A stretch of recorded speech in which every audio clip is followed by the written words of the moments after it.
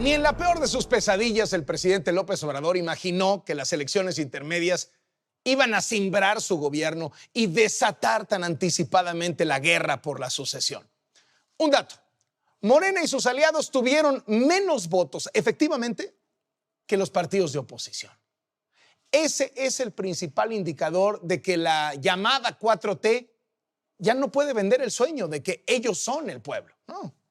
Buena parte de la gente ya no ve al presidente como el gran salvador del pueblo, sino lo ve como un gobernante más que va a la mitad de su sexenio, no está dando los resultados que prometió y su poder, aparentemente infinito hasta antes de las elecciones, se empieza a diluir. Por eso la sucesión está desatada, porque como en cualquier ejército, si el líder ya no se ve tan invencible, los que quieren sucederlo se pelean entre sí. ¿Y en qué anda el líder? Pues hablando largamente en las mañaneras de su propia sucesión. A ver, los dos delfines del presidente se están despedazando entre ellos. Es una carnicería de caníbales. Sheinbaum le está endosando a Ebrard toda la responsabilidad de la tragedia en la línea 12 del metro. Y Ebrard le está endosando a Sheinbaum toda la responsabilidad de la derrota de Morena en la Ciudad de México. ¿Y qué dice el presidente? Que el pleito entre delfines es inventado por sus adversarios. Pero como no queriendo, él mismo amplía la baraja y suelta pues, que hay más nombres en su lista de presidenciables. Quisieran que se pelearan Marcelo, Claudia, Tatiana, Juan Ramón de la Fuente, Esteban Moctezuma, etcétera, etcétera, etcétera, etcétera. Como si la guerra interna no fuera suficiente, el presidente abrió otro flanco y ahora se lanzó contra los ciudadanos que no votaron por su partido. A ver, ya no es un pleito contra un grupito de expresidentes o de intelectuales o de periodistas, no. Es el presidente contra millones de personas que viven en la clase media mexicana y que no votaron por el partido del presidente. La clase media se convirtió en la nueva piñata favorita de López Obrador y no se ha cansado de pegarle. A ver, es la misma clase media que en 2018 lo ayudó a ganar la presidencia. La misma clase media que después fue brutalmente golpeada por el gobierno de López Obrador y que obviamente pues ahora votó contra Morena. Y le quitó 9 alcaldías en la Ciudad de México y le quitó muchas otras ciudades importantes del país. Y el presidente, en lugar de escuchar, en lugar de entender el mensaje, culpa a la gente de arruinarle sus planes. Tenemos un presidente que se pelea con el pueblo. Y si por algo está enojado, es porque la gente ya no le cree. Un integrante de clase media, media alta, incluso con licenciatura, con maestría, con doctorado, no está muy difícil de convencer. Es una actitud aspiracionista, es triunfar a toda costa, salir adelante, muy egoísta, que lo que quiere es ser como los de arriba y encaramarse lo más que se pueda, sin escrúpulos morales de ninguna índole. Son partidarios de que el que no tranza no avanza. En México, el 70% de la gente se considera de clase media. O sea, el presidente está insultando al 70% de la población.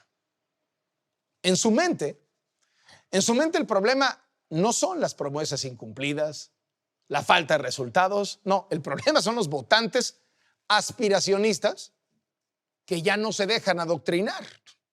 Si se les dice, ve la mañanera, infórmate. No. Entonces, para López Obrador ya quedó atrás eso de que el pueblo es sabio. Ya quedó atrás eso de que la gente no es tonta. Porque para el presidente, el pueblo que vale es el que lo apoya incondicionalmente.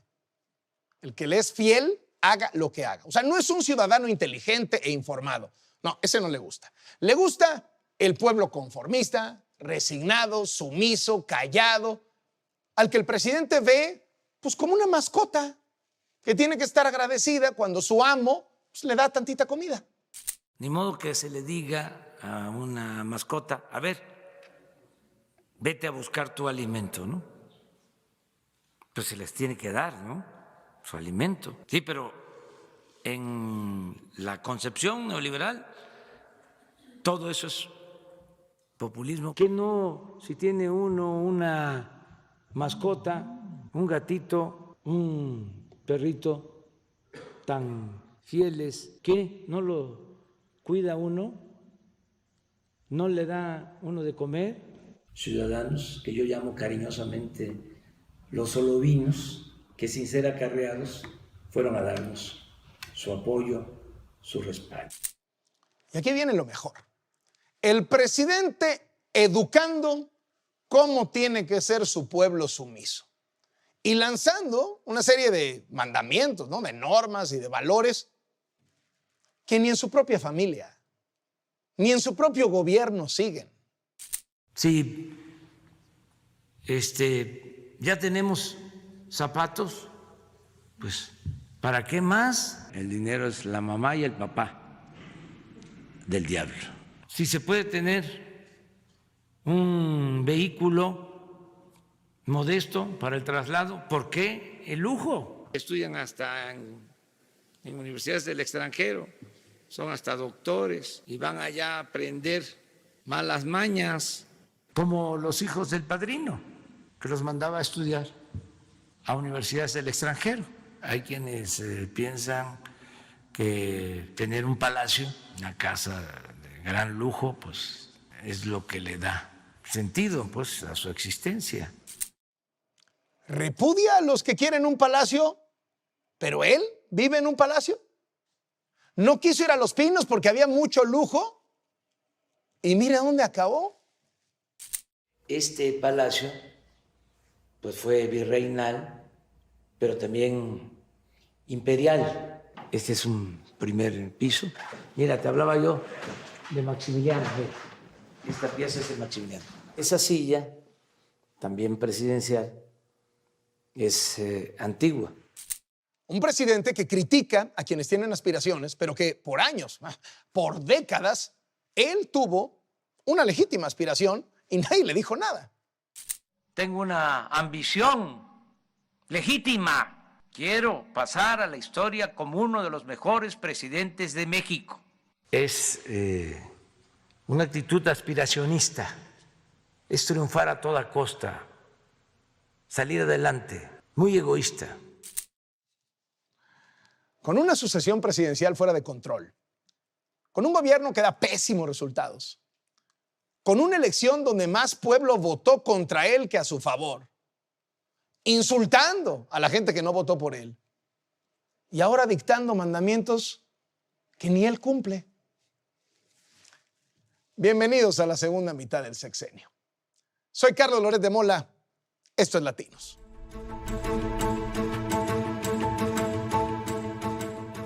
El presidente dice que ya se está resolviendo el abasto de medicinas. Es mentira.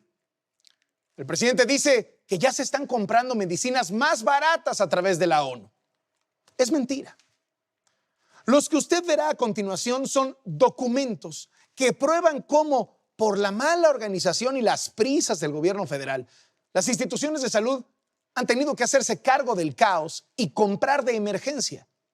Adquieren lo que pueden, como pueden, con sobrecostos exorbitantes. Una anestesia que se conseguía en 20 pesos cada pieza, la están pagando hasta 7,000% más cara. La compra consolidada fracasó. No lograron adjudicar ni la mitad de los productos requeridos. Así que van a faltar medicamentos oncológicos, de oftalmología, psiquiatría, anestesia. Y claro, no se va a ahorrar nada. Es un trabajo de Ana Lucía Hernández.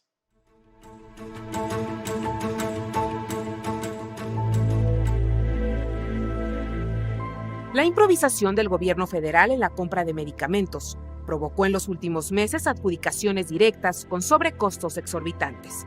Compras de instituciones públicas se resumen en pocas piezas y precios con aumentos de 100, 600 y hasta 7,000%. El panorama empeora con el fracaso de la compra consolidada de la Oficina de Naciones Unidas de Servicios para Proyectos UNOPS. De acuerdo con un análisis del Instituto Farmacéutico INEFAM, el organismo solo logró adjudicar 4 de cada 10 piezas solicitadas. Las instituciones deberán subsanar los faltantes, comprar lo que encuentren al precio que sea.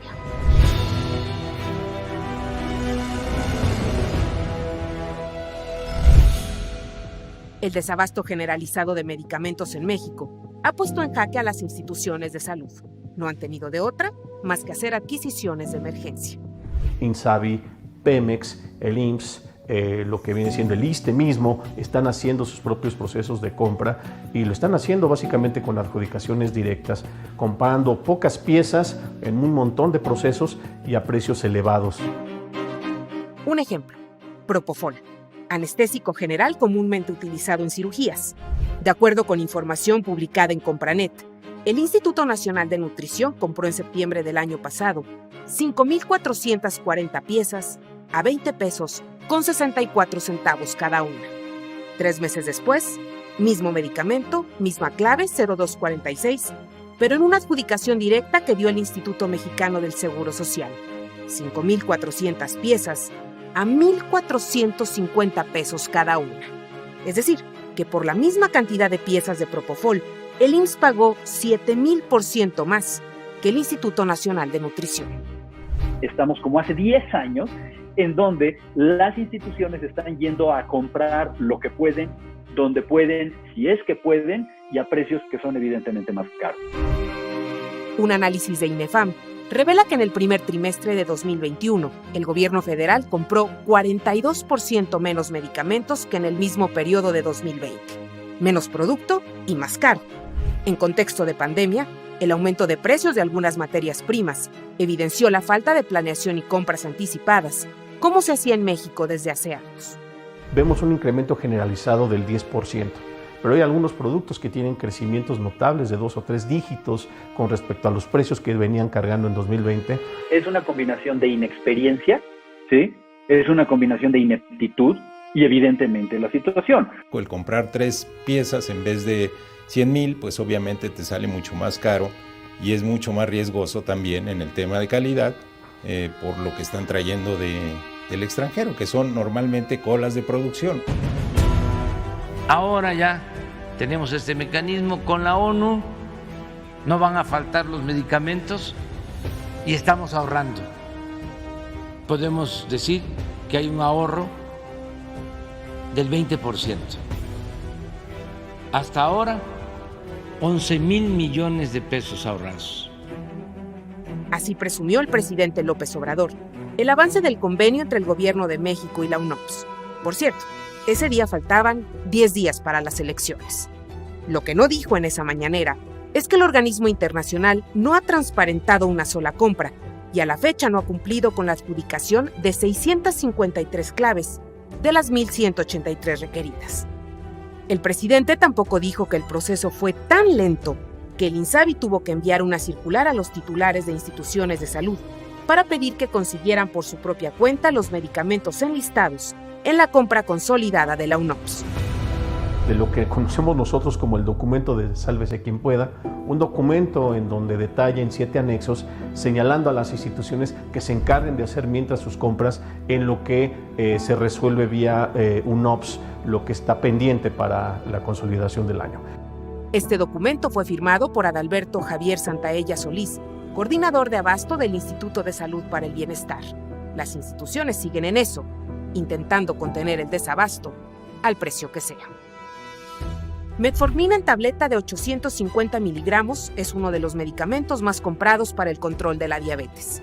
Este contrato dice que en enero de 2020, el IMSS pagó a servicios de farmacia Prefarma 5 pesos con 55 centavos por pieza. En marzo de 2021, después de la circular, el IMSS adjudicó de manera directa a Medicamentos y Servicios Integrales del Noroeste 228,000 piezas de la misma clave, a 10 pesos con 40 centavos cada una, 88% más caro, casi el doble. El anuncio del ahorro que hizo el presidente López Obrador, coinciden expertos, es un doble engaño. Primero, porque no comprar no es sinónimo de ahorrar. Y segundo, porque el retraso de la UNOPS se ha traducido en compras de emergencia con excesivo sobrecosto. Esos 11,000 millones de pesos deberían estar en los anaqueles de las farmacias, de los hospitales, deberían estar en las casas de los pacientes, deberían estar en soluciones intravenosas, deberían estar en instrumental para hacer trasplantes, en equipo médico, no ahorrados. De acuerdo con el INEFAM, la UNOPS adjudicó solo 644 millones de piezas de medicamentos de las más de 1.606 millones que se tenían previstas. Es decir, solo consiguió 4 de cada 10 piezas. Más de la mitad de las claves convocadas quedaron desiertas, incluidas las de algunos medicamentos oncológicos, de oftalmología, psiquiatría y anestesia. Lo que sí está asegurado es paracetamol, electrolitos, antiinflamatorios y jarabe expectorante, entre otros. La única manera de frenar el caos, el desabasto y el derroche, advierten, es comenzar a planear y concretar las compras del año que entra. Ya debemos de empezar hoy el proceso para 2022. O sea, 2021 no lo vamos a salvar. Tenemos que empezar a planear 2022. Las licitaciones se empezaban a hacer en marzo. En junio se daban unas prebases donde ya aparecía el volumen estimado que iban a comprar.